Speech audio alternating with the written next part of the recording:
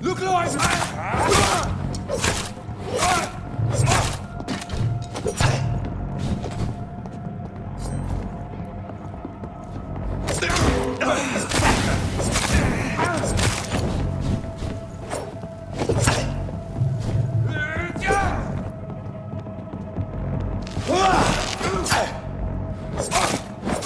He's dead!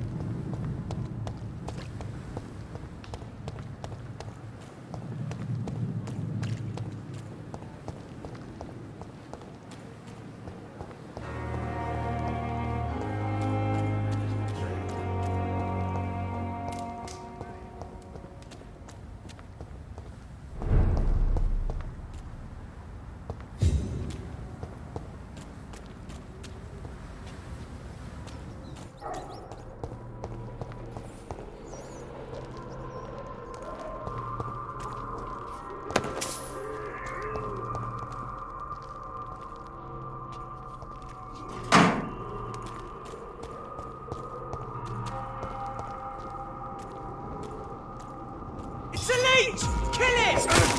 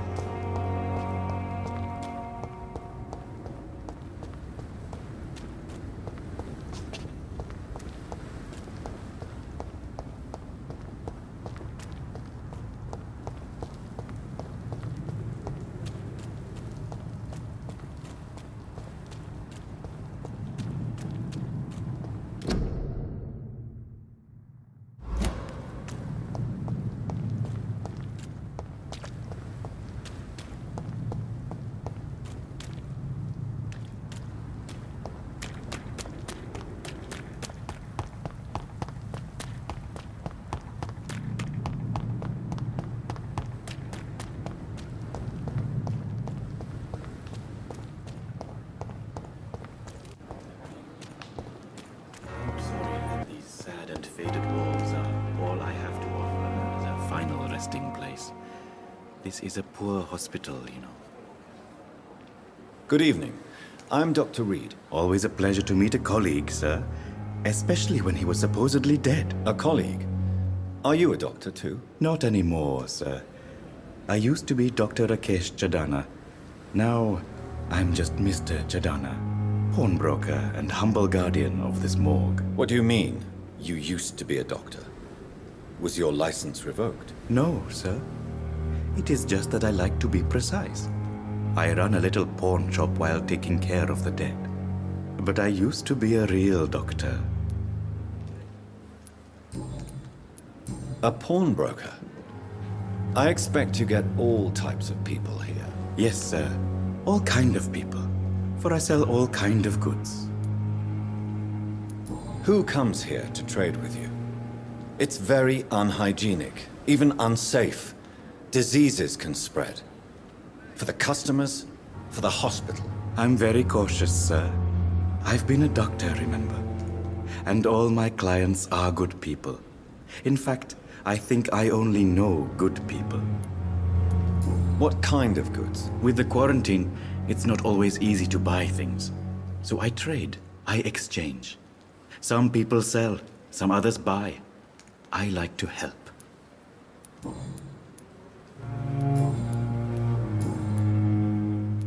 Are you afraid or uneasy being surrounded by so many corpses? Why should I? These bodies are empty vessels. Flesh left to decay. Poof. No soul anymore. All gone. How did you get this job? After I left the army, I worked as an undertaker down by the docks. A dangerous place with many an unpleasant business there. Milton Hooks helped me get a job here. An interesting point of view. And quite an exotic one, too. Most people fear, or at least have a respect, for dead flesh. Sir, as a medic during the war, I learned to face my death and the death of others. It's the pain we have to tame, not death itself.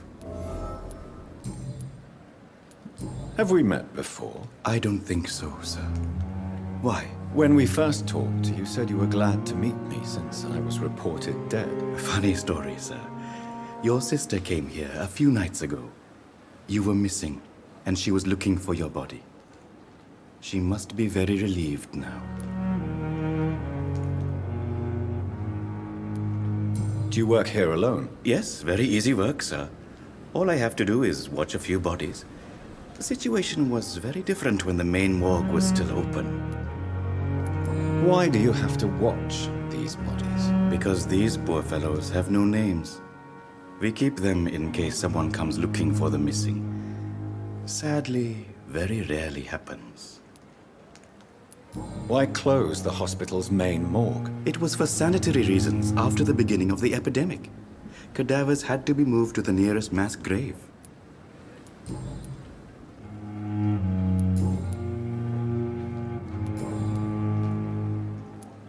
Since you're not afraid of dying, do you believe in life after death, Rakesh? No.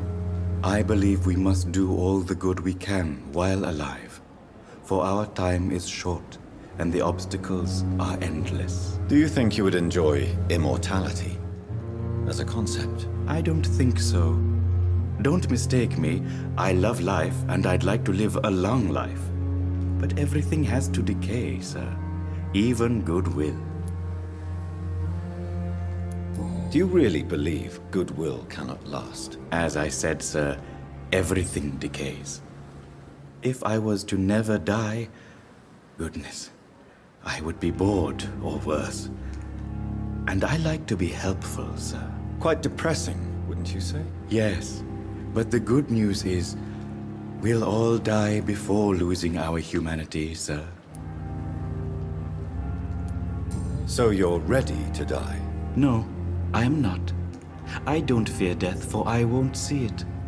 What troubles me is the pain my death will inflict to those I know. You're a wise man, Mr. Chadana. No, Dr. Reed.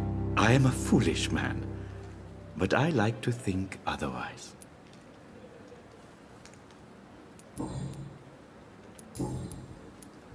Goodbye, Mr. Chidana.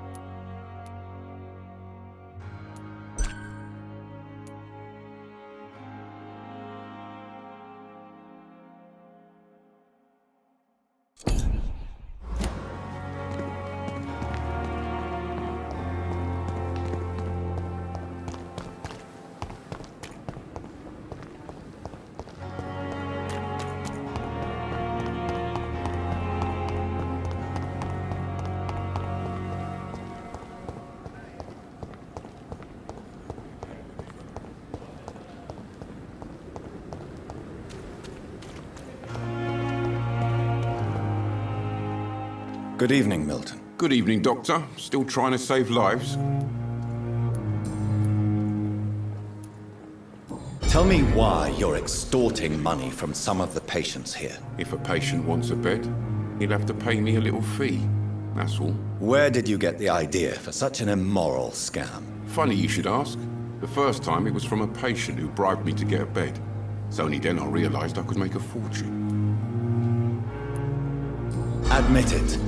Nurse Hawkins is more than your lover. She's also your partner in crime. Of course she is. How else could I tell which bed is free? I need to know that. Have you no shame? Don't you see this city is crumbling down? Today people are ready to pay to get a hospital bed. Tomorrow we may be fighting for food. Goodbye, Milton. And I thought last summer's epidemic was difficult.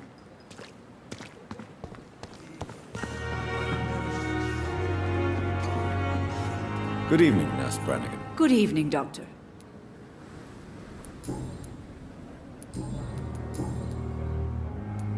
Why does Dr. Tippett's claim you're the main reason he keeps working, despite his fatigue? If it wasn't for him, I probably would have left the Pembroke years ago. Dr. Tippett does not think of you as just a nurse anymore, does he? If you're suggesting he's not taking my gender into consideration when it comes to medical practice and knowledge, I really hope he doesn't. Goodbye, nurse. Call me if you need assistance.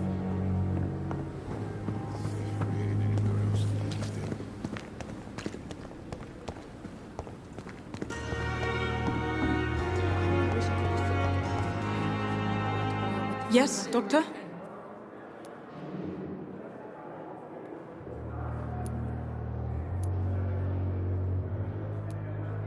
That's all for now, Nurse Crane. Thank you.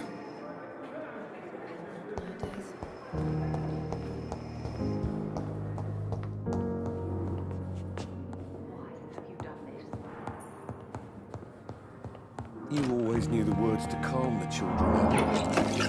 As for me, what a blundering idiot.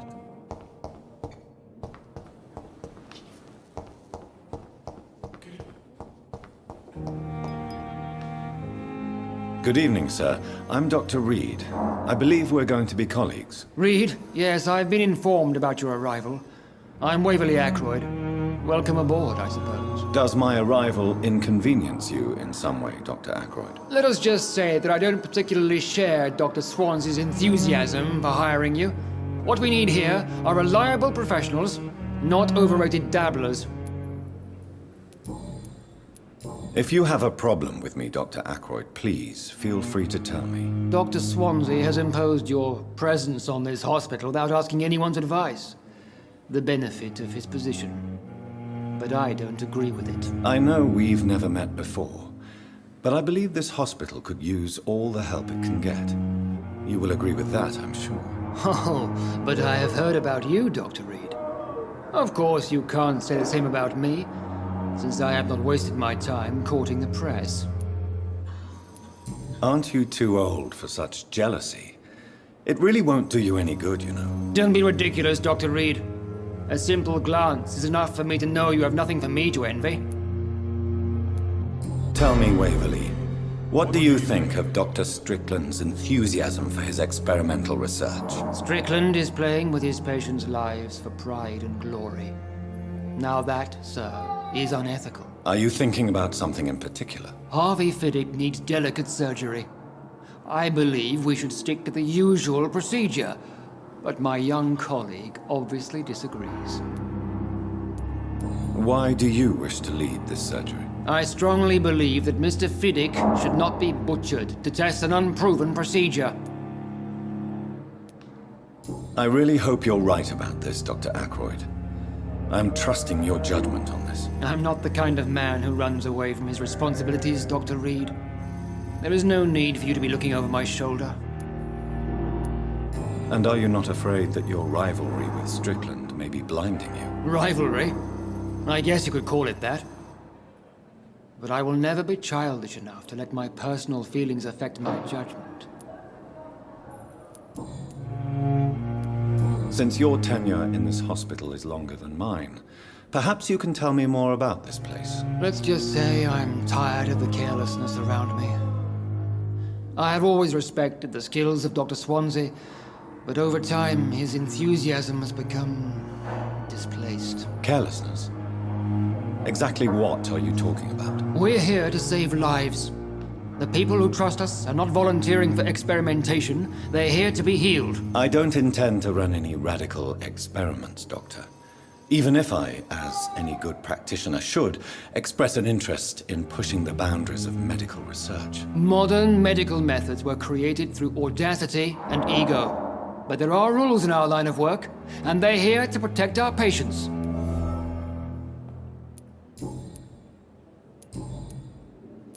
I don't know what you've heard about me, but I have already proved my value as a practitioner. I don't question your skills, Dr. Reed, but your motive.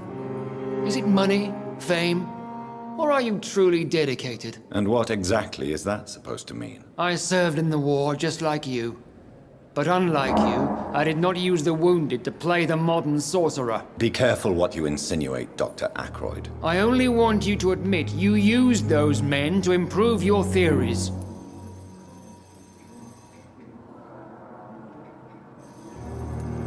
This is ridiculous. My blood transfusion technique saved many lives, and you know it. You see?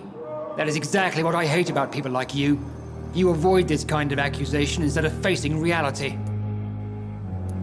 It seems you have bad memories of your military service. I refuse to see this industrial slaughter as scientific progress. War only reveals the worst in men. We can at least agree on something, Dr. Ackroyd. Thank you for your time. We'll talk later.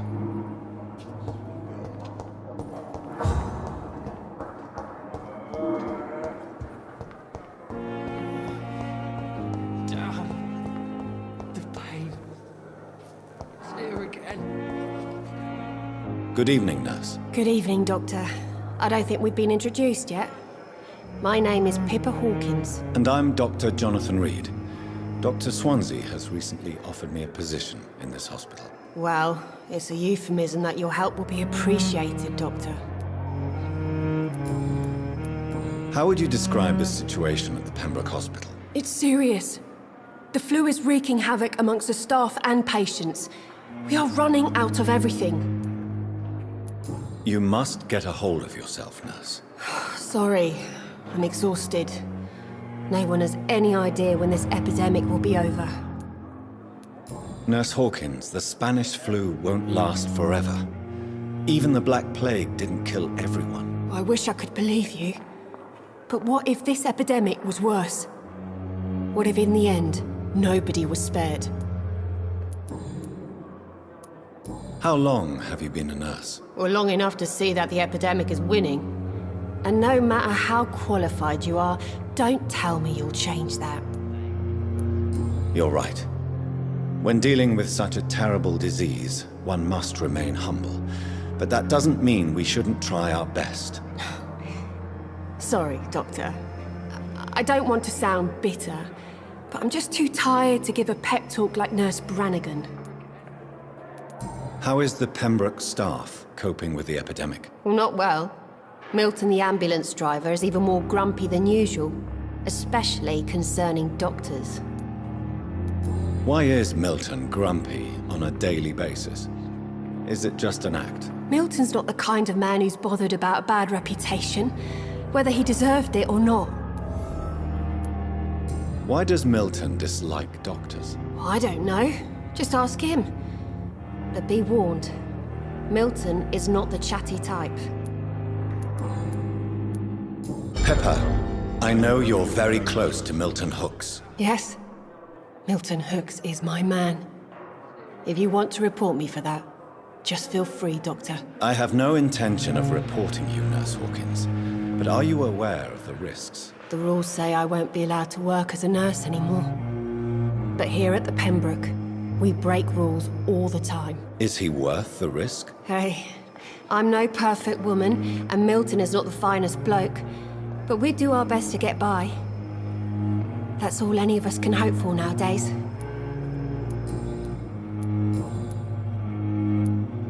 Milton cheats patients out of their money at this hospital, Pippa. Are you his accomplice? Yes, I am. Is this your definition of being useful? By abusing the sick and poor? No. It is my definition of getting out of this useless life once and for all. Why do you do it? Why not? Most of the sick who paid for a bed are already dead, or will be soon. Don't you see the futility of all this? You put a price on hope. This goes against everything you swore to uphold as a nurse. Report me then, Dr. Reed. Report the little nurse and keep on lying about the surgical errors, the wrong dosages and diagnostics that we all covered for the sake of our colleagues. Whose idea was it? What difference does it make? We did it together, and I'm guilty as charged. Answer my question. It was my idea first, even though Milton would say it was his, to protect me.